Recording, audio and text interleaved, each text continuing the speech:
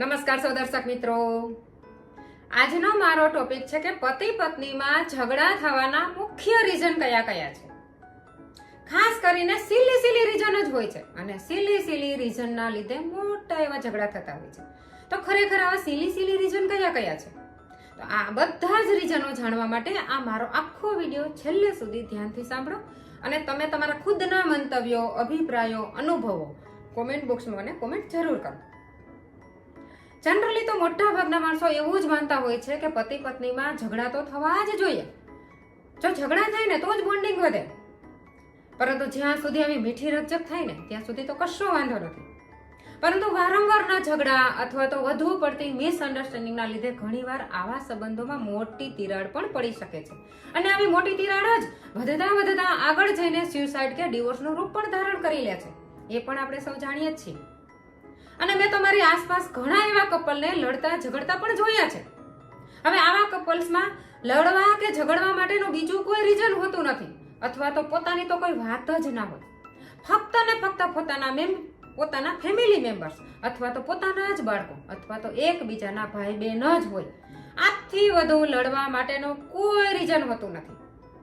જેમ કે તમે મારા ભાઈને કેમ બોલાવ્યો જ નહીં, મારો ભાઈ ગામમાં હતો તો પણ તમે એમને જમવાનું કેમ ના કીધું, અરે તું મારી બેનને સારી રીતે બોલાવતી જ નથી, એમની જોડે વાત જ નથી કરતી, અરે મારી સગી બેન છે તું કેમ નથી બોલતી.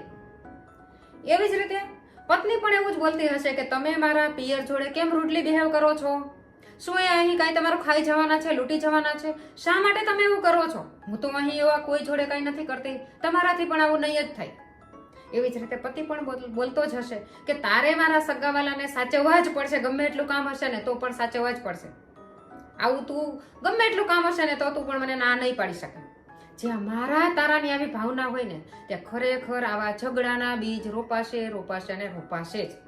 અને જે કપલમાં મારું તારું મટીને આપણાની ભાવના હોય ને, આપણું એટલે કે બધું જ આપણું છે, ઘર પરિવાર સગા વાલા ભાઈ બેન બધું જ આપણું છે. જ્યાં આપણાની ભાવના હશે ને ખરેખર એ કપલને ત્યાં સ્વર્ગ જેવી અનુભૂતિ થતી હશે અને સ્વર્ગમાં રહેતા હશે ને એટલું એમને આનંદ પણ આવતો હશે. ખરેખર તો આવા કપલના ઝઘડામાં પોતાના જ ઝઘડામાં બીજાની અથવા ફેમિલી મેમ્બર્સની નાની મેટર્સને લઈને સતત ઝઘડા કર્યા કરે ને એક મહામૂર્ખામી કહેવાય.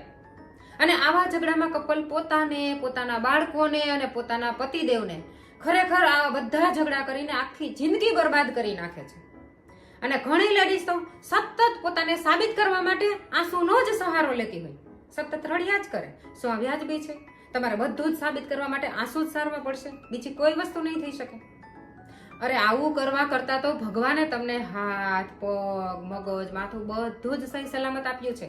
તો શા માટે તમે કંઈક નવી ક્રિએટિવિટી કરીને તમારા મગજને સાઈડમાં અથવા તો ડાયવર્ટ કરી દો ને, સારી જગ્યાએ વાળી દો ને? શા માટે તમે સતત ઝઘડા કરો છો અને સતત રોજના ઝઘડામાં પહેલાની ઘટના જે ભૂતકાળમાં બની ગઈ હોય ને અમુક ઘટના, એ ઘટનાને યાદ કરીને જ વર્તમાન કાળને પણ બગાડતા હોય છે, વર્તમાન કાળમાં પણ આવા ઝઘડા કરતા હોય છે. અને આવું કરીને આખો દિવસ લેડીઝ કચ કર્યા જ કરતી હોય છે અને પોતાના પતિદેવના દિલો દિમાગમાંથી તો સાવ નીકળી જ જાય છે, ઉતરી જ જાય છે. સાથે પોતાના બાળકોના કુમળા મગજ ઉપર પણ ખરાબ અસર પાડતી જ હોય છે. હવે દોસ્તો, હું અહીં લેડીઝની અમુક એવી જીદ પણ હોય છે, હું એવી અમુક જીદ બતાવવા માંગુ છું. ઘણી ખરી લેડીઝ આવી જીદ પણ કરતી હોય છે કે તમે શા માટે પેલા ભાઈ જોડે બહાર ગયા, તમે પેલા ભાઈને ઉછીના પૈસા આપ્યા જ કેમ? એ ભાઈ પેલા કોઈને પૈસા આપતા જ નથી છતાં પણ તમે એમને કેમ આપ્યા? ઘરમાં પૈસા માંગીએ ત્યારે તમારી પાસે ના હોય, પેલા ભાઈને તો તમે આપી દીધા. તમે ઘરમાં ધ્યાન જ નથી આપતા, સવારથી સાંજ સુધી ધંધો કરો છો, રાતે આવીને ફ્રેન્ડ્સ જોડે બહાર જાઓ છો અને આવીને સુઈ જાઓ છો, કશી વાત જ મારી જોડે નથી કરતા. આપણે કઈ બેયને કોઈ વાત તો થતી નથી, મને આવું બિલકુલ ગમતું નથી. તમે બાળકો પ્રત્યે પણ બિલકુલ ધ્યાન આપતા નથી, મને આવું ગમતું જ નથી. ઓલા ભાભી તો વર્ષે 2 વાર બહાર ફરવા જાય છે, તમે મને 1 વાર પણ ક્યાંય જમવાય બહાર લઈ ગયા, મને આ જરા પણ ગમતું નથી. આવી તો અનેક નાની વાત, અનેક આવી જીદ, વાહિયાત જીદ કરીને પોતાના પતિદેવના મગજમાંથી સાવ ઉતરી જાય છે. ફક્ત ને ફક્ત ત્યાં કપલ જ હોય છે, કોઈ પ્રેમ નામની ચીજ જ હોતી નથી. બસ પડ્યું પાન નિભાવવાનું છે ને, આ સમજીને બંને પોતે આખી જિંદગી પ્રેમ વગર જ વિતાવી નાખશે. કારણ કે પ્રેમ કોઈ માગેલી મગાવવાની કે વેચાતી લેવાની ચીજ જ નથી. પ્રેમ તો તમારે આપોઆપ ડેવલપ કરવાનો છે, એકબીજાની અન્ડરસ્ટેન્ડિંગ રાખવાની છે, એકબીજાની ઇજ્જત પણ કરવાની છે, તો પ્રેમ વધશે. હવે એવી જ રીતે જેન્ટ્સની અમુક એવી વાતો, જીદો કે અમુક એવા ઈગો હર્ટ થતા હોય ને, તે ખરેખર ઘણી બધી એવી તકલીફ પડતી હોય અને ત્યાંથી જ આવી તિરાડ પણ પડતી જ હોય છે. તો એવી પણ તમે વાત ધ્યાનથી સાંભળો. જેમ કે તું મને પૂછ્યા વગર બહાર ગઈ જ કેમ? તારે મને પૂછ્યા વગર ક્યાંય જવાનું નથી, ઘરની બહાર બિલકુલ નીકળવાનું નથી. તો હંમેશા બીજાનો જ વદેડ કરે છે, બીજાને જે ગમે એ તારે બધું કરવાનું છે. ઘણી લેડીઝ બહાર બેઠી હોય રોડ ઉપર, ઘણી બહાર ગાર્ડનમાં બેઠી હોય, મને બિલકુલ પસંદ નથી. તારે બહાર બધા જેન્ટ્સ જોવે ને એ રીતે ક્યાંય બેસવાનું નથી, મને બિલકુલ આ પસંદ નથી. એવી જ રીતે તું ઓલા પેલા ભાભીનો જ સતત વદાડ કરતી હોય છે. અરે એ ભાભીનામાં તો સ્માર્ટનેસ ને બુદ્ધિ બધું છે, તારામાં કશું છે? તું તો બહાર લઈ ગયા જેવી જ નથી. મને બિલકુલ તારા આવા નખરા પસંદ નથી. તને બહારનું નોલેજ કાંઈ પણ છે? તને ઘરમાં પણ કશી ખબર નથી પડતી, એમાં તને હું બહાર ક્યાંથી લઈ જાઉં? ખરેખર તારે એવા કોઈના વદાડ કરવાના થતા જ નથી. અને ખાસ કરીને તારે ખાસ ધ્યાન રાખવાની છે કે મારા બધા જ સગાવાલાને બહુ સારી રીતે સાચવવાના છે, બધાને સાચવવાના છે. તારી પાસે ટાઈમ હોય કે ના હોય, હું એ કશું જાણતો નથી. તું આખો દિવસ શું કરે છે? હું જે કહું કામ, જે પણ કામ ચીંધું છું એ તો તું કામ કરતી નથી, તો તું આખો દિવસ શું કરે છે? અરે આ બાળકનું રિઝલ્ટ પણ સાવ નબળું આવ્યું છે, એમાં પણ તું જ રિસ્પોન્સિબલ છો. તું શું કરે છે આખો દિવસ? આની ઉપર ધ્યાન દે ને.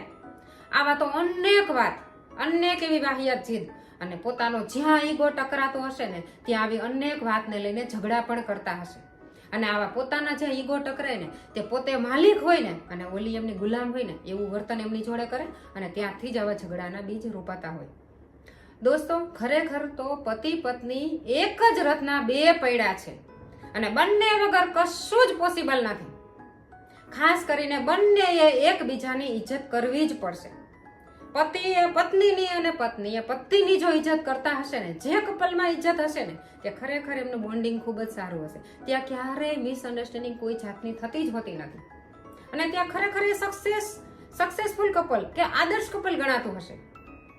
આપણા ભારતમાં અને ખાસ કરીને સૌરાષ્ટ્રમાં તો 30% કપલ જ આવા અન્ડરસ્ટેન્ડિંગ વાળા હશે કે એકબીજાની વાત બધી જ સમજી શકતા હશે અને સમજવાની ટ્રાય પણ કરતા હશે કે ખરેખર લેડીને શું જોઈએ છે, ખરેખર મારા હસબન્ડને શું જોઈએ છે, ખરેખર એમની ખુશી ક્યાં છે, મારી ખુશી ક્યાં છે. ઘણું બધું આ લોકો સમજતા હશે. અને 70% આવા લોકો કે 70% કપલ હશે ને એ પોતાના ઈગો હર્ટ ના થાય અથવા ઈગોના ટકરાવાના લીધે એકબીજાના ખોચા જ ગોતતા હશે. સતત ને સતત તું આમ કેમ કરે છે, તારે એમ નથી કરવાનું, હું આ નહીં કરું, હું આમ નહીં કરું જેવી તો અનેક વાતો લઈને રોજે ખોચા ગોતશે, રોજે ઝઘડા કરશે. આ સંસાર ક્યારેય તો સુખી થવાનો જ નથી.